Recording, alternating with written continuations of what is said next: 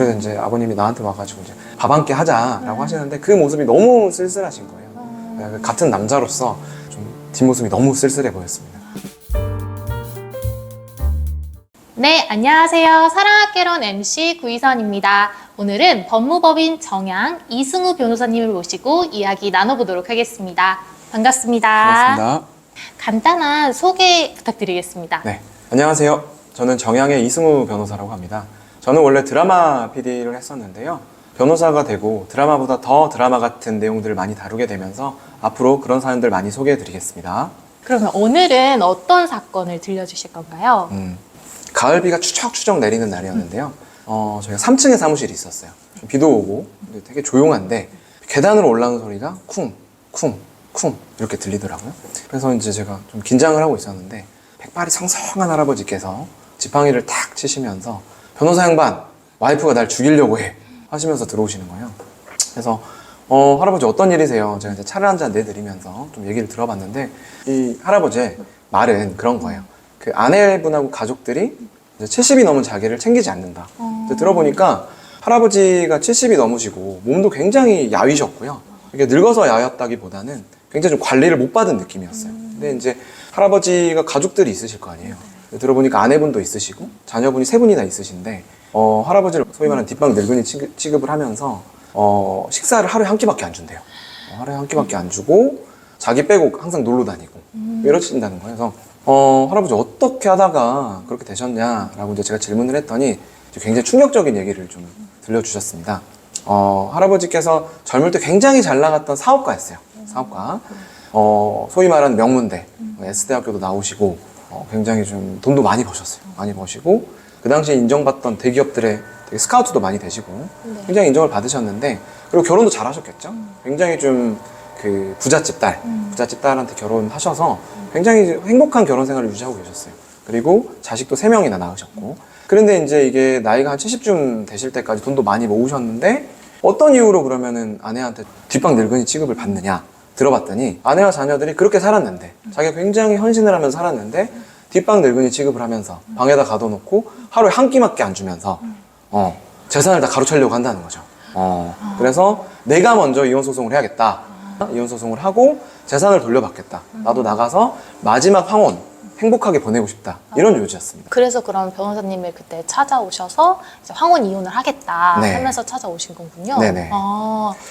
할아버님께서는 아내의 복수가 시작된 것 같다. 이렇게 말씀을 하시는 거예요. 그래서 아내의 복수라는 건 뭔가 잘못했다는 거잖아요, 남편이. 근데 지금 들어봤을 때는 남편이 전혀 잘못된 게 없는 것 같은데요? 저도 처음에 아내의 복수가 시작된 것 같다라고 했을 때는 그냥 늙고 이제 서로 뭐 감정이 시들하니까 뭐 잘 안 대해준 거 아닌가라고 생각을 했어요. 그래서 저도 처음에 되게 딱하다고 생각을 하고 할아버님의 말씀을 들어봤더니 저도 처음에 의뢰인의 주장만 듣고 굉장히 딱하다. 아내가 어떻게 이렇게 할 수가 있나. 젊을 때 돈도 열심히 벌어다 주고 나도 나중에 이렇게 결혼하고 이러면은 횡당하는 거 아닌가. 이런 생각이 들었죠.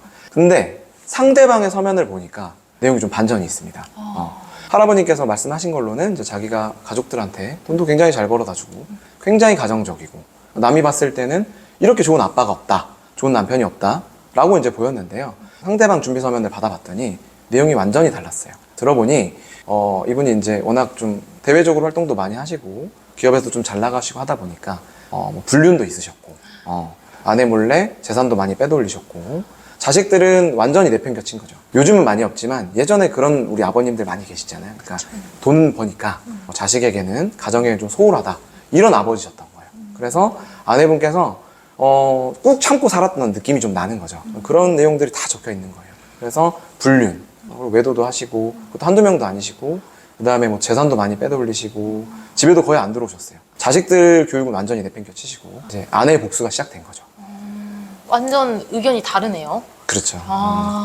약간 배신감이 느껴졌을 것 같은데 그러면 자녀들이 3명이라고 하셨잖아요. 네. 구체적으로 그러면 아이들은 아예 보지 않고 양육비도 그러면 지급을 안 했던 걸까요? 아버님께서는 돈은 열심히 갖다 주셨어요. 돈은 많이 버시니까 돈은 열심히 갖다 주시는데 아이들이 이제 다 외국에 이제 뭐 유학도 가시고 좋은 대학교도 나오시고 하셨는데 오로지 엄마에게밖에 안 하는 거예요. 그러니까 그 아내분 서면을 보면은 자식들이 사실 확인서를 아주 열심히 써줘요. 근데 거기에 엄마가 이렇게 해줬고 엄마가 이렇게 할 때 아빠는 코빼기도 보이지 않았고 심지어 엄마가 아프고 아들이 아플 때도 아빠는 병원에도 안 왔다. 뭐 이런 내용들이 빼곡히 적혀 있는 겁니다. 그러니까 이제 아내분은 그 결혼 초반부터 복수의 칼날을 갈았다고 볼 수가 있는 거죠. 아, 그럼 남편이 일군 재산은 아예 없는 걸까요? 그러니까 재산 조회도 해봤어요. 저희가 재산 조회도 해봤는데 재산을 남편분께서 생각보다 많은 돈을 버셨는데 남편 통장은 하나도 없었던 거예요. 돈이 하나도 없고 다 재산은 아내분 재산. 통장도 다 아내분 재산으로 되어 있고 그리고 심지어 부동산들은 아내분 재산도 아니에요. 부동산은 전부 다 자식 명의로 되어 있었어요. 그럼 보니까 좀 치밀하게 아내분께서 어떤 나중에 이혼을 계획하시고 꾹꾹 참아오신 것 같은 느낌이 드는 거예요. 그래서 재산을 까봤더니 실제로 자식들한테 재산이 거의 다 가 있고 그나마 조금 남으신 재산이 다 아내 명의로 되어 있고요. 남자분은 그 흔한 자동차 하나 소유가 된 게 없었습니다. 그럼 아무런 재산이 그 할아버지 쪽으로 안 되어 있었던 거네요, 의뢰 그렇죠. 쪽으로. 아, 그러다 보니까 누가 밥 안 차려주면 내가 돈 많으면 나가서 사 먹으면 되잖아요. 네. 근데 돈이 없어요. 통장에 진짜 그 당시 기억으로 한 몇만 원 정도밖에 없었던 걸로 기억합니다. 그러면 복수의 칼날이 언제부터 시작된 걸로 보실까요? 이제 사실 확인서 같은 것들을 좀 봤을 때는 네. 아이 이제 3명을 조금 이른 시점에 이제 출산을 하셨는데 네. 출산을 하고 아이 3명 키우기 굉장히 힘들잖아요. 힘든데 그때 남편분께서 한참 이제 일로 바쁘실 때라서 아예 소홀하신 거예요. 그래서 그때부터 이제 사실 확인서 보면 그런 내용들이 있어요. 첫째가 엄마가 맨날 뭐 아빠 안 들어온다고 울고 있다. 그런 모습을 여러 번 봤다. 이런 내용들이 있는 걸로 봐서는 아이들 때문에 이혼은 못 하시지만 네. 굉장히 칼날을 가신 것 같아요. 보통 이제 아이들은 그런 엄마의 모습을 보잖아요. 네. 그러니까 오롯이 다 엄마 편인 거예요. 그리고 나중에 이제 재판에 나와서 아이들이 진술도 하고 그러셨는데 이제 뭐 사실 확인서도 보내주시고 다 완전 엄마 편이에요. 엄마 편이고 이제 그게 물론 엄마가 돈을 갖고 있고 실질적인 어떤 그 재산의 소유주가 다 엄마로 보이긴 했거든요. 그래서 뭐 재산 때문이라고 이제 생각하는 부분들도 있었습니다만은 실질적으로 자식분들도 정말로 심적으로 엄마에게 애정이 많이 있는 것처럼 보였거든요. 그러면 남편은 자식들과도 사이가 안 좋았던 거잖아요. 그러면 자식들이 그 자식들 재산으로만 다 되어 있고 아내의 명의도 없었으면 재산 분할할 재산도 아예 없었겠네요. 그러니까 이게 저희 입장에서는 이제 할아버지나 할머니나 둘 다 이혼을 하고 싶어는 했어요. 네. 근데 남는 재산이라도 조금 가져와야 할아버지께서 이제 좀 식사도 하시고 남은 황혼을 좀 그래도 행복하게 보내실 수 있을 텐데 네. 정말 재산이 없으셨어요. 그러니까 그 과거 얘기를 하시는 걸 들어보니까 이 아내분께서 아버님이 그래도 능력이 있으시니까 잘 이렇게 구슬려가지고 내조의 여왕인 것처럼 대출을 엄청 받아놓으신 거예요. 다 남편 명의로 대출을 받아놓으신 거죠. 대출을 받아서 남편 대출 받아서 같이 집 사잖아요. 그래서 재산을 조회해보니까 자식분들한테 아파트가 굉장히 많아요. 그 금원의 출처를 보니까 다 아버지가 잘 나가실 때 받은 대출이에요. 그 대출로 다 아파트를 사놓고 명의는 다 자식들 명의로 돼 있는 거죠. 왜냐? 아내의 명의로 되어 있으면은 또 나중에 재산 분할할 여지까지 생각을 하신 걸로 보여요. 그러면 사건은 어떻게 결과가 나왔을까요? 이게 도저히 제가 할아버님의 마음은 이해가 가지만 별로 이길 방법이 없는 거예요. 할아버님께서 외도한 흔적도 굉장히 많으시고 그리고 뭐 사소하게 폭행 같은 것도 있으셨어요. 이제 자기가 돈 잘 벌어 다 주니까 가족들한테 손찌검도 하시고 그런 모습들도 자식들이 다 봤잖아요. 증거도 남아있고 하기 때문에 사실은 별로 유리한 부분들이 없었습니다. 근데 이제 저희가 상대방 변호사 쪽이랑 얘기를 좀 잘해서 최소한의 어떤 좀 생활을 하실 수 있는 생활비는 조금 받아내고 원만하다고 하기는 좀 애매하지만 조정이혼으로 성립이 됐어요. 됐고 마지막 선고될 때 그 할아버님의 그 모습이 아직도 생생한데 그 이제 이혼이 성립되고 자식들이 다 왔어요. 왔는데 나갈 때 그 몸은 훨씬 아버님이 더 안 좋으세요. 근데 자식들 세 분이 다 엄마만 부축하고 가시더라고요.